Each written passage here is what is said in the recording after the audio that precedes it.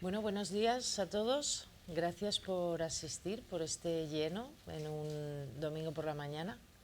Eh, eh, ¿Queréis que hablemos en español o en inglés? No sé. Y español, me da igual. Muy Lo que bien. sí un poquito alto porque Sí. no oigo Eh, nada. La vejez. Bien, es un gusto para mí, representando al Museo Reina Sofía, poder tener hoy esta conversación y que conozcáis mejor a Jorge y a Darlene. El Museo Reina Sofía tiene unas diferencias importantes con, por ejemplo, la Royal Academy, que nos acaba de explicar su funcionamiento y su financiación su director, pero aunque es un museo público, tiene una importante interacción con la sociedad civil. El Museo Reina Sofía tiene por una parte lo que es, digamos, la organización y el museo en sí, que recibe sobre todo fondos del Estado, y luego por otra parte, y donde todos los empleados son funcionarios, y luego por otra parte está dos fundaciones que apoyan y acompañan y que en los últimos años han sido cruciales, ¿no? Una es la Fundación de Amigos del Museo Reina Sofía, que lleva casi desde el principio acompañando al museo, y luego está la Fundación Reina Sofía, que es de la que Jorge y Darlene forman parte, que este año cumplirá su 10º aniversario y que han sido 10 años muy, muy fructíferos para el museo. Es una fundación que está sobre todo conformada por patronos internacionales. Tiene dos patas, digamos, los que están en el consejo, en el patronato de la fundación, y luego el Consejo Internacional de Mecenazgo, y estas dos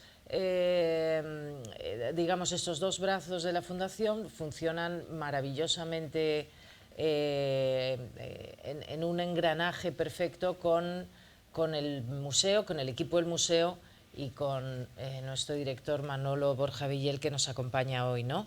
Creo que es una manera, realmente el museo hoy en día, como sabéis, hemos reabierto el museo con una reorganización importante de toda la colección y de todas las salas. Se han abierto plantas nuevas. El museo desde el finales de noviembre de este pasado año es distinto del museo que conocíamos, y eso es en una parte muy fundamental gracias a esa colaboración y esa participación de los patronos, mecenas, coleccionistas, entre los que Jorge y Darlene son muy importantes, ¿no? Digamos que la creación de esta fundación coincide con la crisis a partir del 2011, y entonces todo lo que, como bien señalaba Axel, el Estado recorta en apoyo a las instituciones culturales, lo compensan y utilizando el lenguaje taurino, salen al quite a amigos fundamentales como han sido Jorge Pérez y Darlene y otros coleccionistas y otras también empresas y también compañías que colaboran, pero fundamentalmente es el esfuerzo de individuos y la decisión y la voluntad de individuos de apoyarnos, ¿no? Y de comprar y completar esa colección cuando se nos estaban acabando los recursos públicos para poder, o se nos cerraba al menos ese capítulo para adquisiciones en nuestro presupuesto ordinario, ¿no? De manera que si esa colección que hoy veis es importante, es gracias al apoyo del mecenazgo, sobre todo en una dirección, y es que al ser un museo de arte contemporáneo, constantemente necesitas adquirir obra. Primero, para no quedarte fuera de juegos; segundo, para poder completar ese relato de una manera fidedigna, y también porque el Museo Reina Sofía tiene una misión muy importante, que es una mirada hacia el sur y una mirada sobre todo hacia Iberoamérica y hacia otra manera de contar la realidad, ¿no? No sé si se me escucha bien o se oye como con interrupciones. Bueno, el caso es que ahí es donde entra en juego Jorge y Darlene, y es de lo que hoy quiero que nos hablen. Es para mí una oportunidad poder preguntarte todas esas cosas que siempre me han generado curiosidad, ¿no? Me gustaría empezar, si os parece bien, por las preguntas más personales, ¿no? Sé que tus padres, Jorge, eran cubanos de origen español. Sé que tienes un corpus importante de obra de artistas cubanos. Y me gustaría, sé también que te gusta mucho la primera etapa de Wilfredo Lam, que es un artista que significa mucho para ti. Un artista que estuvo en España en los años 30, durante la Guerra Civil, y del que tenemos en el museo, por supuesto, obra y le hemos dedicado retrospectivas. Pero me gustaría que me hablaras de cómo empezó todo esto, cómo empieza tu interés por el arte, cuál es la primera obra que compraste, cuándo empezaste tú con esto en la cabeza. Bueno, gracias primero, Carmen, por el honor de estar aquí, siempre muy en casa en Madrid, todos los días más linda la ciudad. Cuando empiezo la universidad, ¿no? Mi madre siempre me había llevado a los museos. De la parte de los padres, mi madre era la que más se metía en el arte y nos forzaba a ir a museos y a leer y a hacer todas estas cosas. Y empecé a coleccionar ya cuando llegué a la universidad. Mis primeras 2 litografías son de un italiano, Marino Marini, y un americano, Man Ray, que todavía las tenemos, y esto fue en 1970. Y así empecé a coleccionar porque siempre tuve, no sé, una pasión por el arte. Me encantaba siempre ir a los museos, ir a las galerías. Pero cuando empiezo a coleccionar de una forma más fuerte, es cuando decido quedarme en Estados Unidos, y tenía mucho miedo de perder mis raíces culturales. Y entonces empiezo a coleccionar arte latinoamericano para seguirme transportando siempre a Latinoamérica. Porque un inciso, ¿tú creciste en Argentina? No, en la mitad en Argentina hasta los 8 años y después en Colombia. Cuando viene la revolución en Cuba, mis padres salen de exilados y se van, en vez de a Miami, como muchos de ellos, a Colombia, porque teníamos un tío en Colombia. Y hago todo mi bachillerato en Colombia.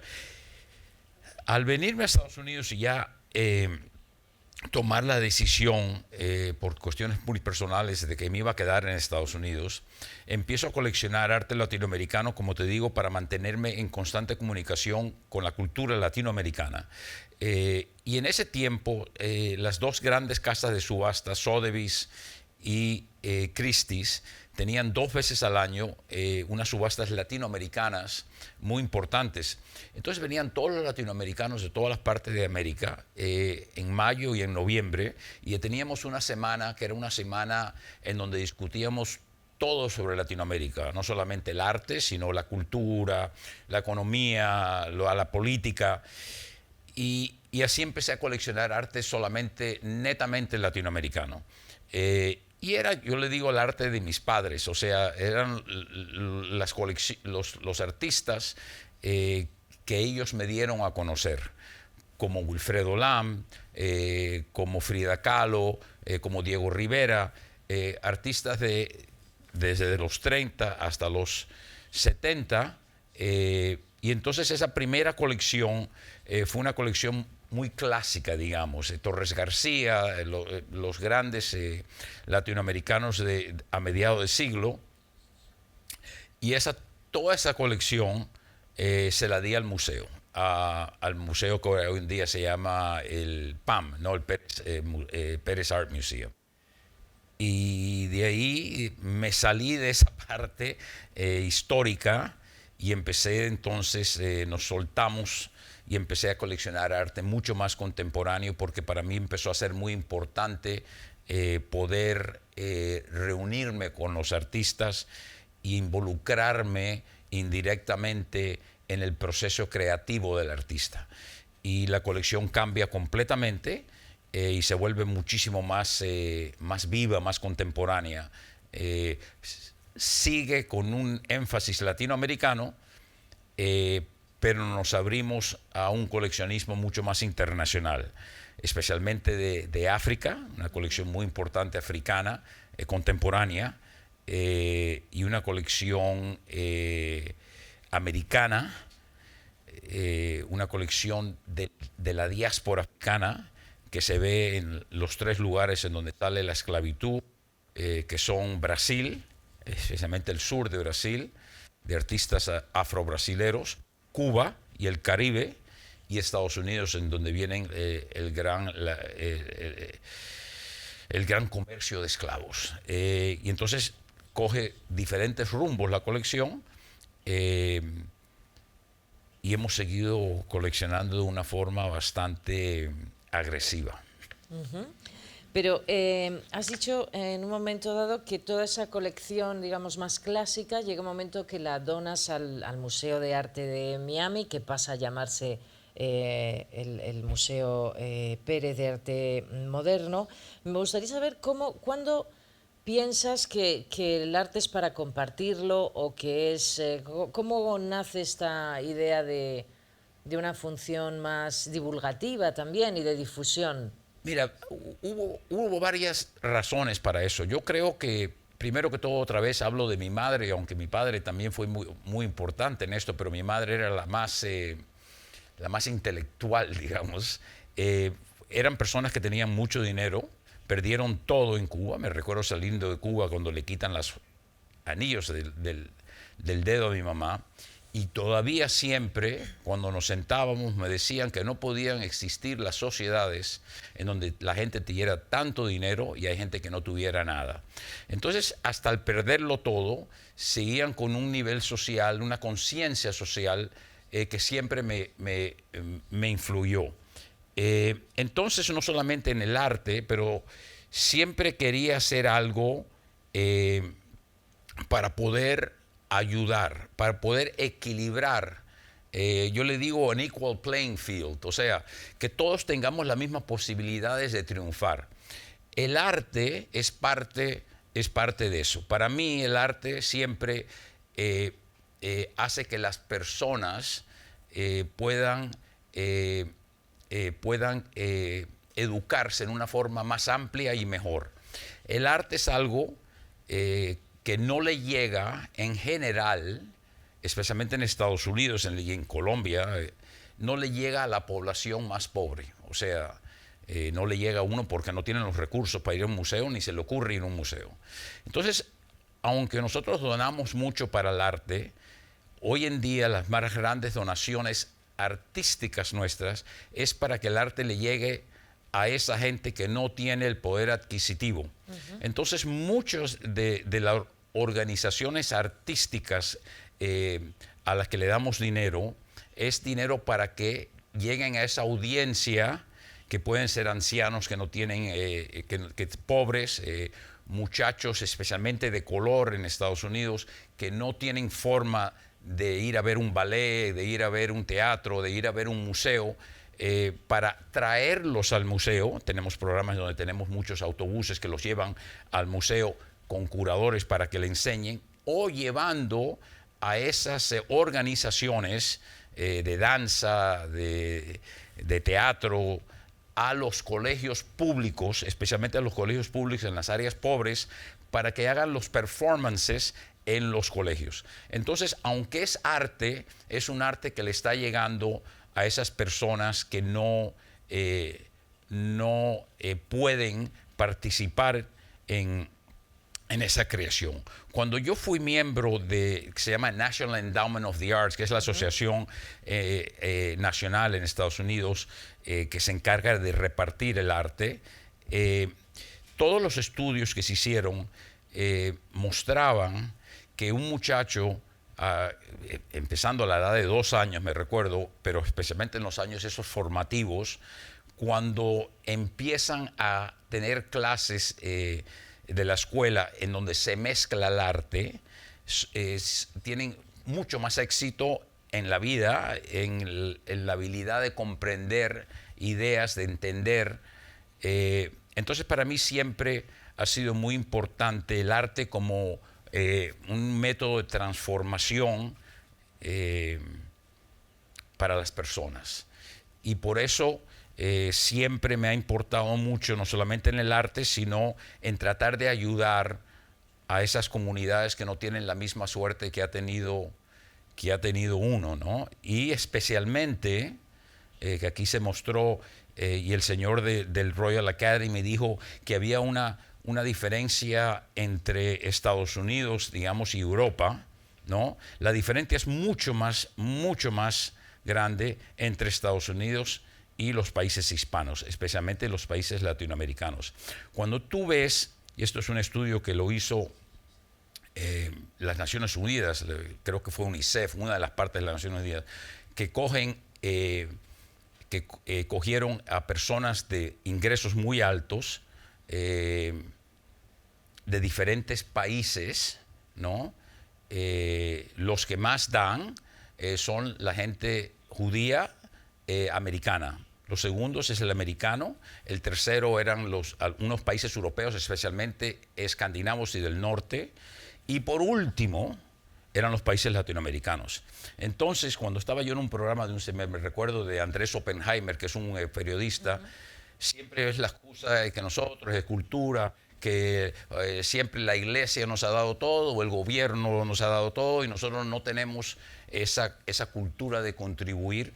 Entonces, lo que digo yo es, esa excusa solamente llega hasta un punto, ¿no? Pero tenemos que separarnos de eso y empezar a dar. Entonces, digamos, cuando yo me reúno casi desde el principio a una cosa que se llama The Giving Pledge, que lo empieza Bill Gates y Warren Buffett, que son para gente que tiene ingresos altos, que firmen un contrato que dicen que van a dar el 50% de su patrimonio, o sea, de su capital, a la filantropía, y no tiene que ser, no te dicen a qué filantropía, se lo puedes dar al arte, se lo puedes dar a los pobres, se lo puedes dar a lo que tú quieras.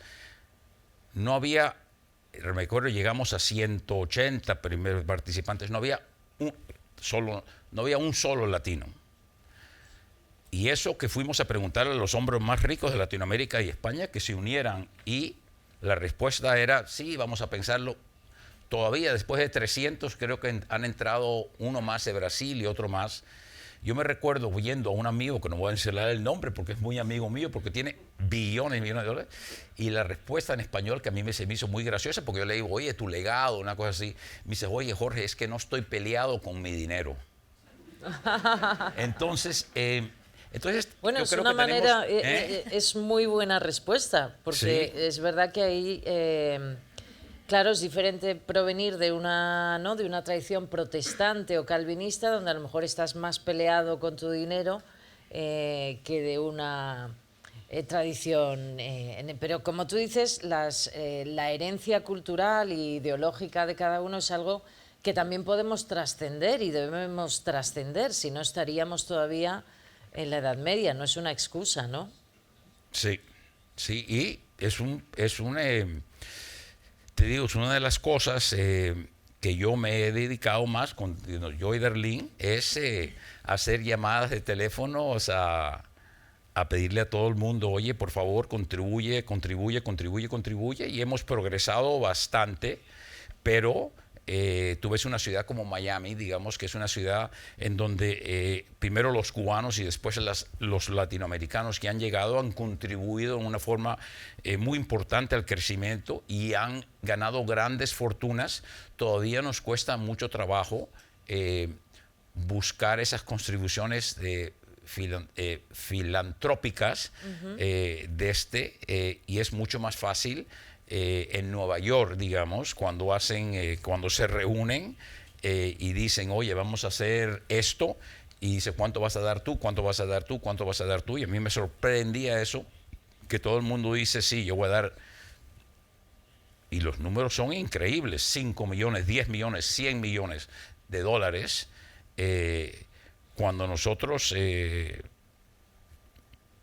es muy difícil. O sea, Sí, ha sido algo tiene bastante que ver difícil. quizá también en la idea que nosotros tenemos de lo colectivo y del bien común frente al individualismo, ¿no? Digamos que a lo mejor a nosotros en las sociedades latinas nos cuesta más creer que lo público también es nuestro, que formamos parte de ello, que un trocito de las meninas, un pedazo infinitesimal es de los contribuyentes, es de los ciudadanos, contribuyentes y no contribuyentes, pero es de todos los ciudadanos. Y quizá esos valores de los que tú hablabas, que realmente hay que creérselo, ¿no? Para participar en un movimiento filantrópico o creer realmente que combatir la desigualdad, sea desigualdad cultural, educativa o de recursos, al final te beneficia porque es mejor lo que te devuelve tu propia sociedad cuando esa sociedad mejora, ¿no? Claro, y yo creo que me recuerdo el nombre Axel, ¿no? Lo dijo que antes había mucho más recurso para estas instituciones públicas. Hoy en día los recursos se están acabando. Eh, y, si, y las instituciones grandes, como el Royal Academy, como el Reina Sofía, es difícil, pero mucho más fácil que ellos vayan a buscar dinero de personas que les den. Las instituciones pequeñas, las compañías de ballet, las compañías de teatro pequeñas, están todas en bancarrota. Sí. Entonces, si no las ayudamos, se nos acaba esa clase de cultura. Nosotros, digamos, en la pandemia, durante la pandemia, en donde tuvieron unos problemas increíbles porque no podían ir la gente a atender, nosotros más que triplicamos el dinero que empezamos a darles a esas instituciones para que pudieran sobrevivir. Entonces, el año pasado dimos más de 20 millones de dólares repartidos solamente para que sobrevivieran, para que pudieran pagarle a sus empleados y no tener que cerrar permanentemente, o se nos acaba ese ecosistema, ¿no? De cultura que tenemos en nuestra ciudad. Y estábamos muy contentos porque todos los años hacemos un estudio porque cuando nosotros damos, esperamos resultados. Entonces, a todas estas instituciones que le damos, nos hacen memoria de actividades, ¿no? de todo lo han hecho y porque nos dicen vamos a ayudar a tantos estudiantes y queremos ver si en verdad se está usando. Y salió el estudio que lo hacemos nosotros para que no, y hemos ayudado el año pasado a 250,000 personas que le ha llegado en forma de haber asistido gratis al teatro o haber ido al museo. Y entonces es algo que nos da una gran satisfacción. Sí, lo puedo entender perfectamente. Antes hablábamos con Fusun, antes de que empezara el acto, sobre bueno, las actividades que ella también es galardonada con el premio de la Fundación Calía de este año, y tiene una organización en Turquía muy interesante que se llama Saha, y bueno, en la que activan y fomentan pues eso, la producción de artistas. Y sé que vosotros también habéis abierto un espacio propio en el que directamente se incide y se fomenta en la creación y la producción, ¿no? ¿Por qué habéis esas residencias de artistas, toda esa nueva manera que va más allá de coleccionar, que me decías que tiene que ver con el contacto directo con el artista? ¿Por qué habéis decidido dirigir también ahí los recursos, invertir en fomentar esa parte? Porque el museo Pérez Museum es un museo público. Y al ser un museo público, aunque la gran parte de la colección viene de nosotros y el dinero vino, es un museo en donde nosotros no tomamos parte de la decisión de cuál van a ser las exhibiciones. Somos un voto de 30 personas que están en el consejo. y nosotros queríamos con esta colección nueva, que es mucho más contemporánea, mucho más cutting edge, ¿no? Mucho más tiene que ver con problemas sociales, con problemas económicos. Queríamos tener nuestras propias exhibiciones de la nueva colección sin tener que depender de consejos.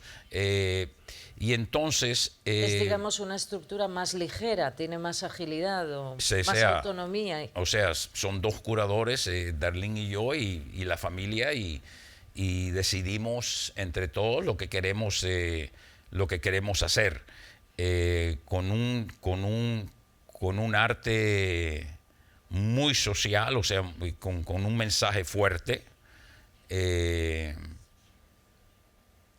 en donde vamos a buscar de los mejores curadores. El primero la hizo uno de Colombia, se llama José Roca, que estaba en el Tate. La segunda la hicimos que todavía africana, de arte contemporáneo africano, que tiene que ver mucho con el capitalismo, con la esclavitud, con la pobreza. Ahora viene otra muy contemporánea también cubana. Entonces todos tienen un aspecto social. Tenemos 3 apartamentos en este espacio grande que se llama El Espacio. Tenemos 3 apartamentos para que vivan 3 artistas diferentes con estudios para que puedan pintar o hacer esculturas o lo que sea. Y todos tienen que involucrarse en la comunidad. Es que dan una comunidad pobre, empleamos a gente de la comunidad. Y entonces fue muy importante, primero que todo porque tenemos hoy en día más de 4.000 piezas que las queremos mostrar. O sea, están casi siempre en exhibiciones en diferentes países, pero queríamos hacer nuestras propias exhibiciones, y es algo que es muy importante para nosotros, que el arte, o sea, sharing the art, o sea, no quiero que se quede en un galpón y que me no lo vea interesa nadie. algo que has mencionado así un poco, porque es claro, tu negocio, tu dedicación profesional tiene que ver con el desarrollo inmobiliario, con el desarrollo urbanístico. Sé que es además tu posgrado, tus estudios tienen que ver con el urbanismo, y precisamente en Colombia ha habido, has sido pionero en la transformación de barrios enteros muy conflictivos, pues a lo mejor con la apertura de una gran biblioteca, con una escuela de música. Es decir, que hay muchos estudios y ejemplos de cómo un equipamiento cultural transforma un barrio o transforma una zona. ¿Cómo eliges entonces la ubicación de... como explicabas, ¿cómo eliges hacéis estas programas y estos proyectos con esa conciencia de que el urbanismo y la cultura tienen una posibilidad muy rica de transformar socialmente? Bueno, aunque incluimos arte en todos los proyectos y es parte del DNA, ¿no? Se nos conoce por incluir arte público en los espacios privados, ¿no? De los edificios, ¿no? A los edificios siempre tenemos un porcentaje que le dedicamos a arte y nunca dejamos que los decoradores o los arquitectos nos escojan el arte. Entonces nosotros con nuestras curadoras escogemos el arte que va a las paredes de adentro de los edificios y las esculturas o los murales que van afuera del edificio. Cuando viene el negocio, no tiene que ver tanto si lo escogemos por el arte. Siempre estamos buscando vecindarios que nosotros creemos que van a ser buenos para que la gente viva en el futuro, ¿no? Y así estudiamos. Pero la ubicación del espacio, de este espacio nuevo, por ejemplo, es un espacio que está... está adherido al museo. Es que no me ubico, o está donde está la residencia, como hablabas no de que nada que ver como con... hablabas de que la comunidad, que es importante que esos artistas residentes se imbriquen en la comunidad, y que el barrio también es donde, o sea, la gente trabaja en este mismo los trabajadores que tenéis son también gente del barrio. Eso me Bueno, parece sí, interesante. pero lo escogimos sin pensar en esas cosas. Lo escogimos porque era el lugar en donde céntrico, en donde podía comprar el espacio más grande por el dinero más barato que sea. Pero luego seguro que ha tenido un Pero impacto. entonces es una comunidad más que todo la mitad latina y la mitad afroamericana y, y ahí fue donde salimos a esa comunidad. Digamos, uno de los primeros fue un artista colombiano que coge flores y plantas y se fue de casa en casa tocándole a la gente a ver qué plantas plásticas tenía y cosas así. Entonces toda la comunidad participó en crear esas obras de él con otra artista argentina. Hace obras en donde coge animales de peluche y los reúne y hace unas obras preciosas. Había una institución en ese barrio que se llama Goodwill, que emplea, una institución muy grande, que emplea a personas que tienen problemas físicos o mentales y les dan trabajos fáciles de hacer, ¿no? Y entonces empleamos a todos ellos y ellos participaron en las ganancias de las obras de arte que se fabricaban, entonces cosiendo los peluches y todo eso.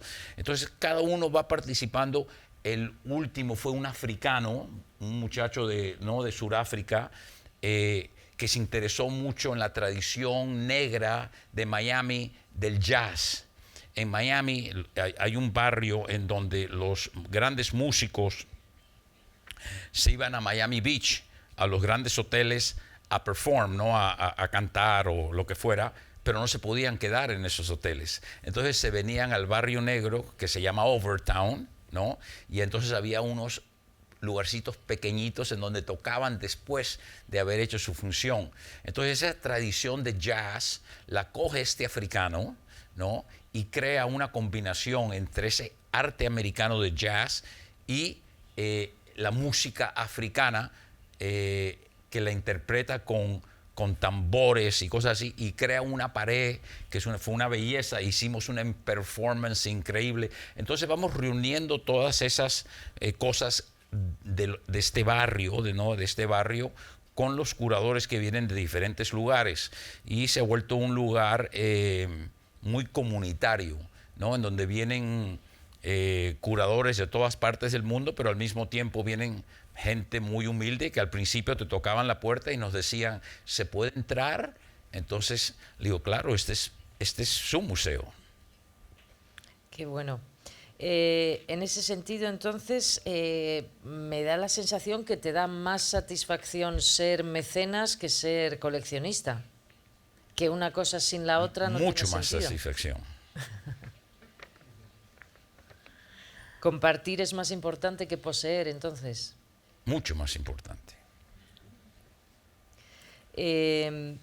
Otra pregunta que quería haceros, porque bueno, viajáis, conocéis el panorama del arte en diferentes países, tanto en Iberoamérica como en Europa, en Estados Unidos, en Centroamérica. Entonces quería saber cómo ves ese ecosistema del que me hablabas, ese ecosistema internacional del arte. ¿En qué piensas tú que lo ves con esta mirada más global y desde fuera? ¿En qué piensas que podríamos las instituciones mejorar, ¿no? O la sociedad civil? ¿Cómo podríamos? ¿Crees que nos hemos quedado con estructuras? Hablábamos antes de lo pesadas que son las estructuras de las viejas instituciones, lo difícil que es a veces tener agilidad, ¿no? Para adaptarse a algo como una pandemia, y aún así lo hemos conseguido con vuestro esfuerzo, desde luego. Para el caso del museo, desde luego la aportación que ha tenido Jorge y Darlene en este año y medio último, pues ha sido crucial para nosotros, o sea que sabemos de lo que hablamos, pero muchas veces la institución, o por lo menos desde el museo, a nosotros nos frustra no tener esa agilidad, o para corresponder, o para poder dar un uso a los fondos y recursos que tenemos y cambiar nuestro presupuesto cuando cambian las circunstancias. ¿Cómo lo ves tú desde fuera? ¿Qué análisis darías de cómo crees tú que podríamos trabajar mejor en el ecosistema del arte? Sí, mire, yo creo que es muy importante. eh, yo creo que en Hispanoamérica y en España también hay un gran problema en el mercadeo de nuestro arte, de nuestros artistas. La donación que yo le hago al Reina Sofía era pensando en cómo podía yo llevar al arte latinoamericano a Europa para que los artistas se hicieran conocer más. Entonces fue parte de dinero y parte del arte de la colección latinoamericana para que llegara a Europa y se conociera el artista latinoamericano. Hablando con Manolo Borja, quería hacer lo mismo al arte español, que hicieran una gran exhibición en Miami durante, digamos, Art Basel, para que todos los que vayan allá, se llena Miami de todos los coleccionistas del mundo, para que empiecen a conocer más el arte español, que yo creo no ha surgido tanto como el arte de otros países de Europa, Inglaterra, Alemania en especial, Francia un poco, Italia más, pero si tú ves si tú le preguntas, vas a Estados Unidos o vas a otros lugares y dices, oye, ¿cuáles son los grandes artistas contemporáneos españoles? Tú vas a ver que se va a quedar y la gente dice, wow, ¿cuál va a ser? ¿No? No hemos sido muy buenos en exportar los grandes artistas que tenemos, ¿no? Y tampoco hemos sido muy buenos en apoyar a los grandes artistas. Yo de España no sé tanto, pero en Latinoamérica te puedo decir que los grandes artistas latinoamericanos no los compran las grandes fortunas latinoamericanas. Entonces vas a las mejores casas de Latinoamérica y tienes a Picasso y tienes a... ¿no? Y digo, pero si aquí hay una gran cantidad de artistas latinoamericanos, entonces tenemos que empezar a comprar lo nuestro, ¿no? Para así que el mundo también empiece a comprarlo, porque si tú no crees en lo propio tuyo, no va a creer nadie más. Entonces yo creo que tenemos que hacer un esfuerzo mucho más grande en promover nuestra cultura hispana en el mundo. Y esto requiere, yo siempre digo, es una sociedad entre el sector público y el sector privado.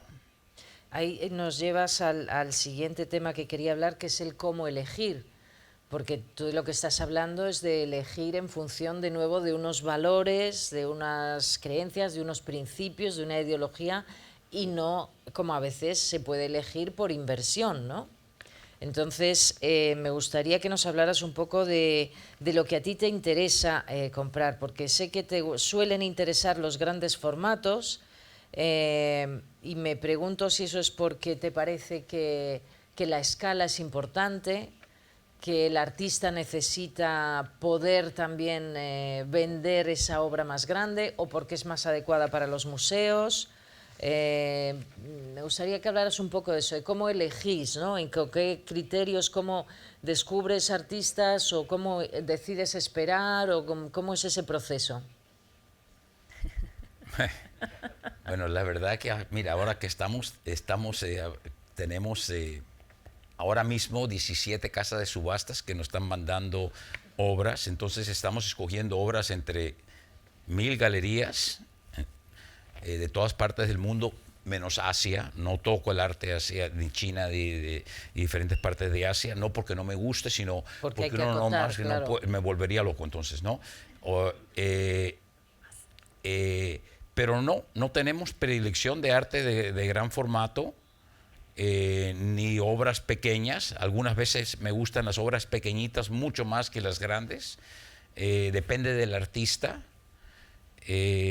Aunque tenemos líneas en general que coleccionamos y siempre estamos pensando en cómo esta obra ayuda a complementar a la colección que ya tenemos. Muchas veces nos salimos completamente y nos gusta una pieza y compramos una pieza porque la consideramos gran arte. Entonces yo no creo que tengamos, Darlene mucho más siempre me está tratando de que compre artistas que sean mujeres. Es una de las preguntas que tenía, porque sé que Darlene bueno, que ha sido importante en crear esa línea, ¿no?, en el museo, la línea de tener más obras de mujeres artistas. ¿Cómo va ese proyecto? Muy bien, muy bien.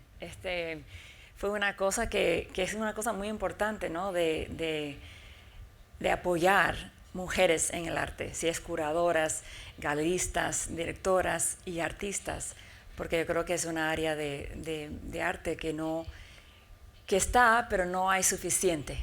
Entonces yo trato todo posible a poner... voy a cambiar el inglés, yo creo que Sí, es más fácil claro. para mí. It's important to push the needle. I think that's something that in most museums it's not as collected.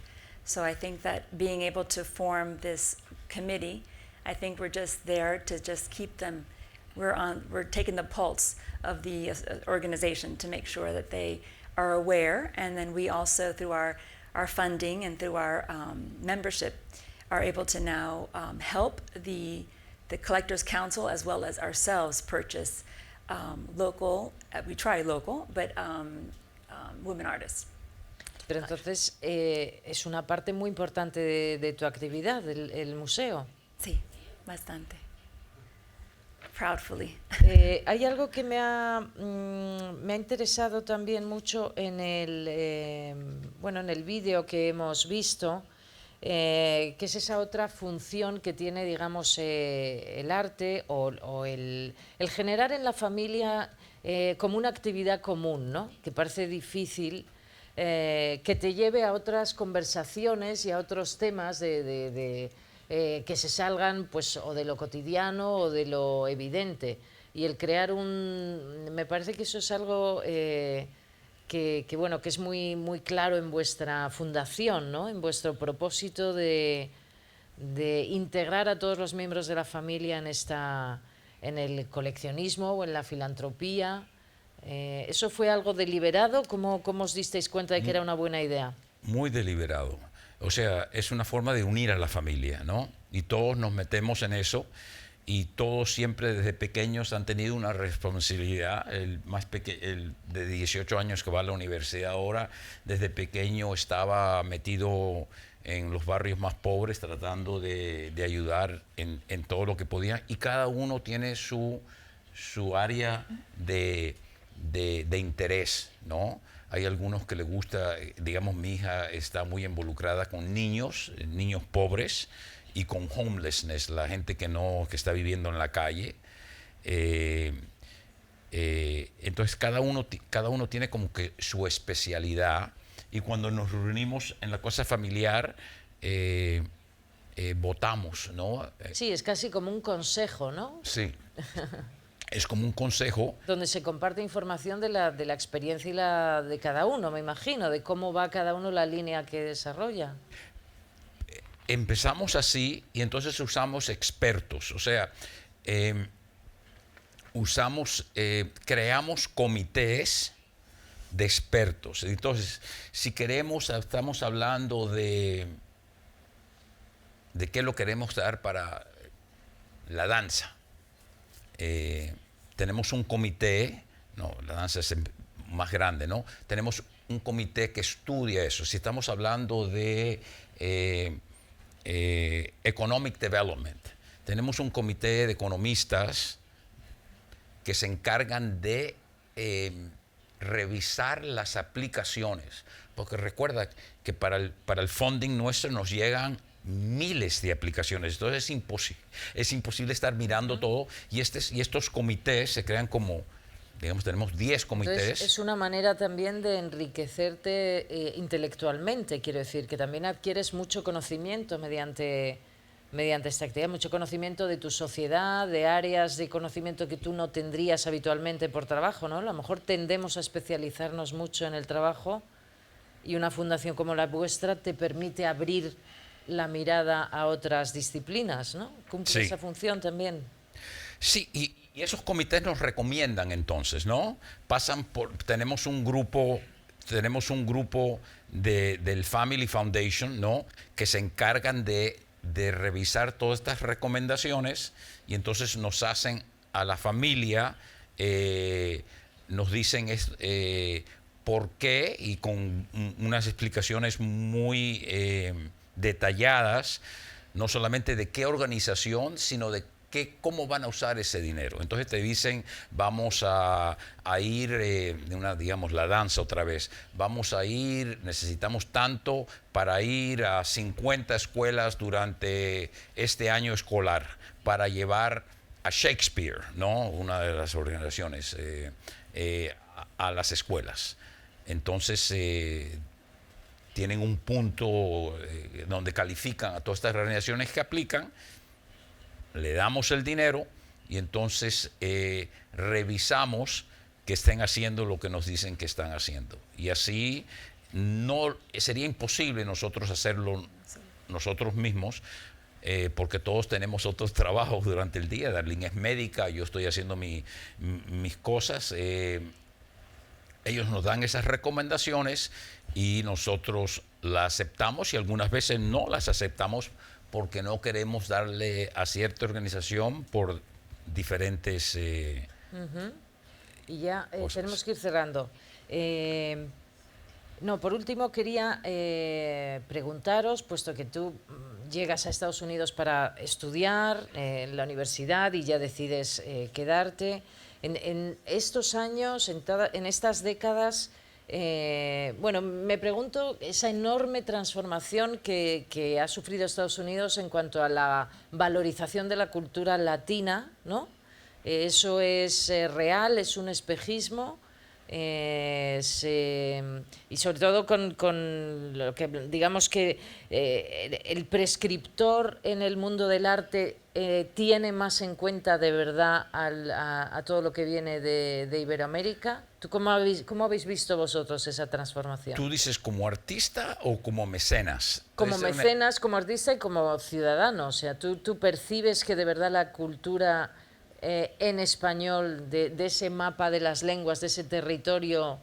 Mira, yo te diría que hemos crecido en la población. Hoy en día creo que es más del 20% de la población americana que es de descendencia latina. Todavía somos una comunidad pobre comparada, digamos, con el anglosajón. Y en el mecenazgo todavía no tenemos un lugar importante en esa sociedad americana. Y me pregunto si el mecenazgo sería una manera de incrementar, digamos, el respeto por la cultura latina. Mira, cuando a mí me dicen que diera esto y que pusieran el nombre en el museo, al principio dije... Entonces hablé con muchos amigos y me dijeron, mira, Jorge, la verdad es que de las instituciones en Estados Unidos, no había una que tuviera el nombre de un latino. Tienen a Carnegie, Rockefeller, Whitney, ¿no? una que tenía un nombre latino. Entonces, para nosotros fue muy importante, que tener una institución que empezara a tener el nombre de un latino. No por nosotros, claro, es un orgullo, ¿no? Pero para que otros quizás emularan ese acto, ¿no? Y empezaran a crear, ¿no? este ejemplo hispano. Muchas veces es una comunidad joven. O sea, los ingleses vinieron antes, después vinieron los italianos, ¿no? Entonces, esta generación hispana en Estados Unidos es una generación joven que no está acostumbrada, primero que todo, que no tiene el dinero, y segundo, que no está acostumbrada a dar, como habíamos hablado. Entonces, yo creo que es muy importante para llegar a ser una parte importante de la sociedad, no números solamente, que empiecen a haber instituciones que tienen el nombre de latinos, para que se nos consideren como grandes contribuyentes a esta sociedad. Y para nosotros entonces fue muy importante que el museo tuviera el nombre nuestro. Pues doblemente gracias por este rato, por compartir vuestra experiencia. Gracias a Carmen, que me ha dado la oportunidad de este diálogo, y muchas gracias a todos por vuestra atención.